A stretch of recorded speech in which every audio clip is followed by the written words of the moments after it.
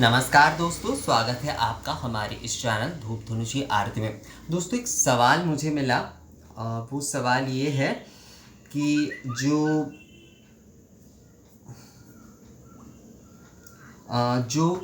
धूप दीप जो है, जो धूप दीप जो षोडशोपचार विधि में जो दिए जाते हैं, क्या वो हर पूजा में दिए जाते हैं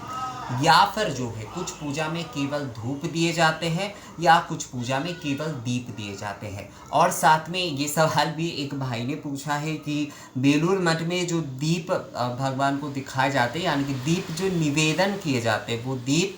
एक प्रकार का स्टिक जैसा होता है। अब वो असल में अगरबत्ती जिस प्रकार से जलाते हैं उसी प्रकार से वहाँ पर दीप जलाकर जो है वो निवेदन करते हैं। तो वो असल में क्या है, तो इस विषय में बाद में आते हैं, बेलूर मठ के इस विषय में।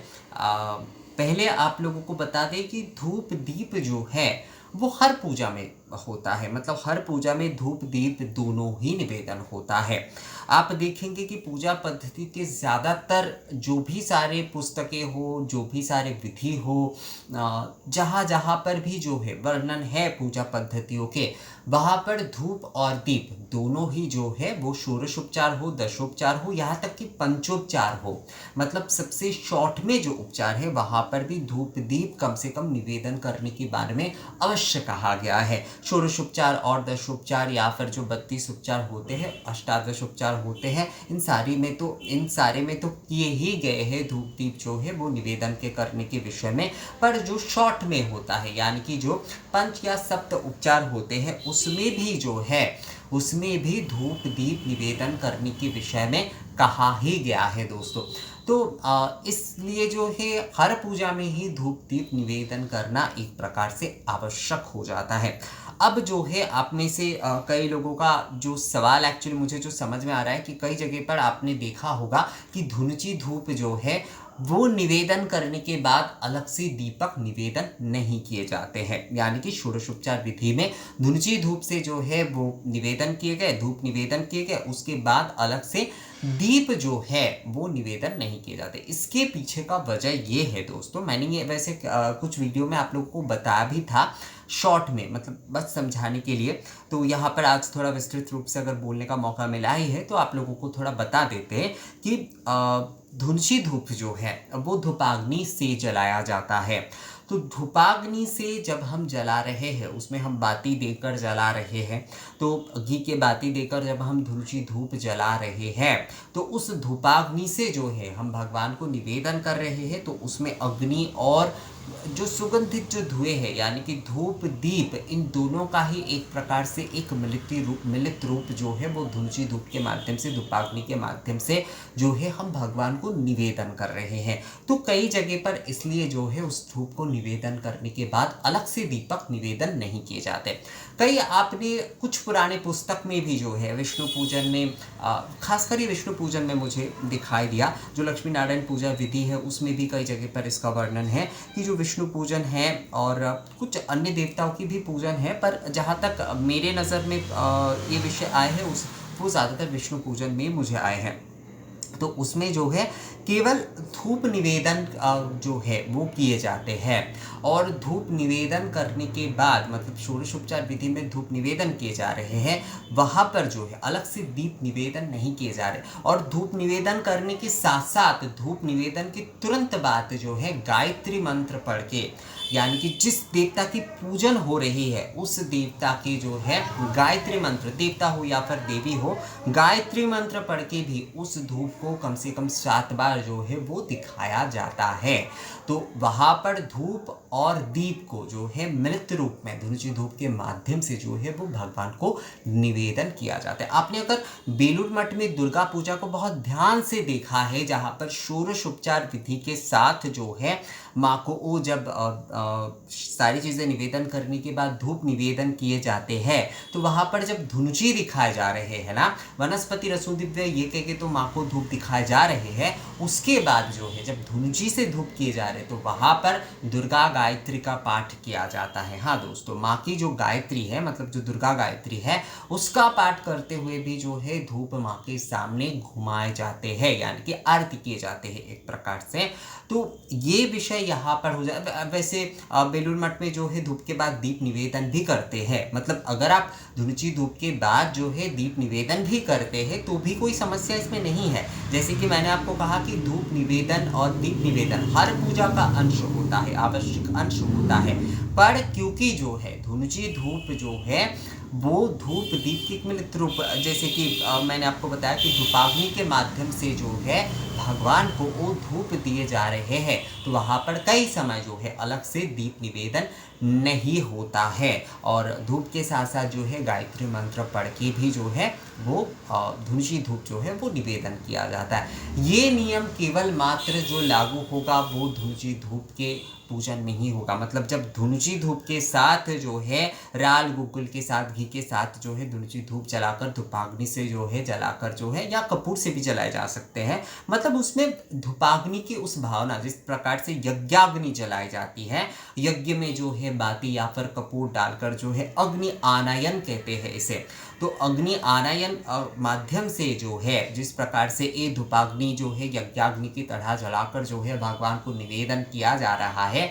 वहाँ पर ही ये नियम केवल होगा। मतलब वहाँ पर ही केवल जो है केवल मात्र धूप निवेदन अगर आप करते हैं, धुनुची धूप निवेदन, तो वहाँ पर अलग से अगर आप दीप निवेदन नहीं करते हैं तो भी कोई समस्या नहीं है। पर अगर दीप निवेदन करना चाहते हैं आप फिर भी, तो भी कोई समस्या नहीं, मतलब दोनों में ही कोई समस्या नहीं है। अगर आप केवल धुनुची धूप निवेदन कर रहे हैं धूपाग्नि से प्रज्वलन करके, तो कोई समस्या नहीं है। मतलब उसके बाद अगर दीप निवेदन करके अलग से आप दीप नहीं दिखा रहे तो भी कोई समस्या नहीं है। अगर आप जो है इसके बाद दीप निवेदन करते हैं तो भी कोई समस्या नहीं। तो दोनों विषय में ही कोई समस्या नहीं है। यहाँ पर जो विषय है वो भावना की अंतर है बस। तो आप अगर जो है धुनुची धूप अर्पण कर रहे हैं तो उसमें अगर आप अलग से दीप निवेदन नहीं करके जो है दीप नहीं दिखाना चाहते, केवल एक साथ में जाकर जो है आप आरती के समय ही पंचदीपक जलाकर आरती करना चाहते हैं तो भी आप कर सकते हैं। इसमें भी किसी भी प्रकार की कोई जो है मतलब कई ने मुझे पूछा कि क्या वो असंपूर्ण रहेगा, ऐसा कुछ नहीं, कोई असंपूर्ण नहीं रहेगा। अगर आप धुनुची धूप से पूर्ण विधिवत तरीके से धुनुची धूप जलाकर आप धूप निवेदन कर रहे हैं पूर्ण निवेदन की विधि के साथ जो है, तो किसी भी प्रकार की कोई समस्या उसमें नहीं है। अगर आप अलग से दीप निवेदन नहीं कर रहे हैं तो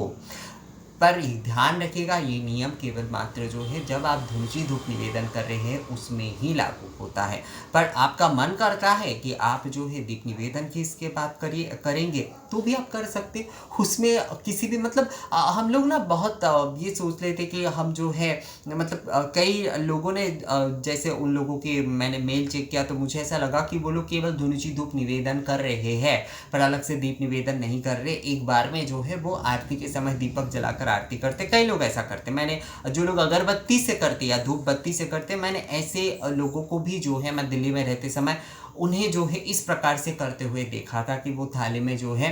एक्चुअली वो कटोरी में करते, छोटा सा एक पीतल की कटोरी में मैंने देखा था कि वो जो धूप बत्ती होते वो जलाकर निवेदन करते और दीपक केवल मात्र जो है वो आरती के समय जलाते। तो कई लोग शायद ये कर रहे हैं तो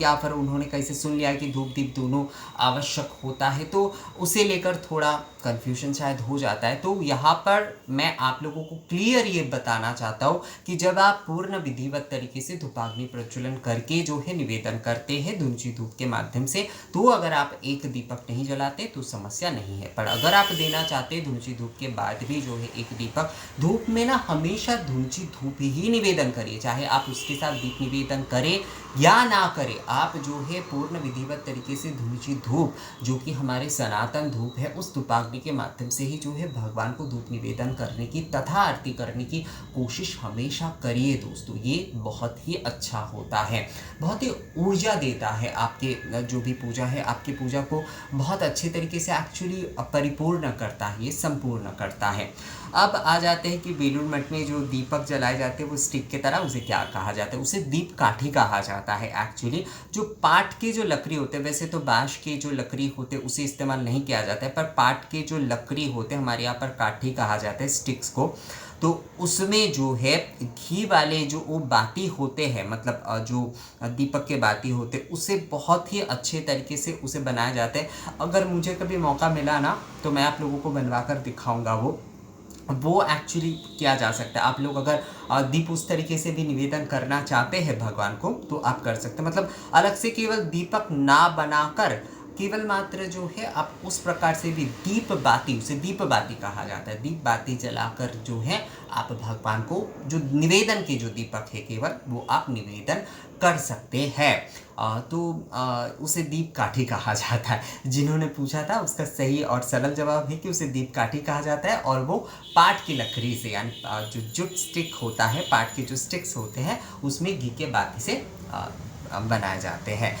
मैं कोशिश करूँगा एक बार अगर हो सके तो आप लोगों को वो बनवा कर, क्योंकि बनाकर दिखाऊंगा तो आप लोगों को वो थोड़ा क्लियरली समझ आ जाएगा। तो मुझे लगता है कि जो सवाल आप लोगों ने किया था कि जो धुनुची धूप जो है वो अगर हम देते हैं केवल तो उसके बाद दीप देना ज़रूरी है या नहीं है, तो जैसे कि मैंने आपको बताया कि धूप दीप हर पूजा में आप दे सकते हैं। आप अगर प्रॉपरली धुनुची धूप के जलाने के नियम के साथ जो है निवेदन करके आप पूजन कर रहे हैं तो उसमें अगर आप एक दीपक अलग से निवेदन नहीं करते तो समस्या नहीं, क्योंकि वहाँ पर आप धूपाग्नि से जो है धूप दीप स्वरूप ही हो जाता है वो जो है, अगर आप भावनात्मक तरीके से देखें तो।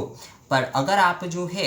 धूप मतलब धुनुची धूप निवेदन करने के बाद भी आप दीप निवेदन करना चाहते हैं तो बहुत अच्छी बात है, दोनों ही कर दीजिए दोस्तों। पर केवल धुनुची धूप भी अगर जो है आप करते हैं तो उसमें भी जो है कोई समस्या नहीं, क्योंकि कई ग्रंथों में जो है केवल षोडशोपचार विधि में केवल धूप निवेदन के विषय में कहा गया है, और उसके साथ साथ जैसे मैंने बताया कि धूप को जो है गायत्री मंत्र पढ़ के भी दिखाने के विषय में कहा गया है।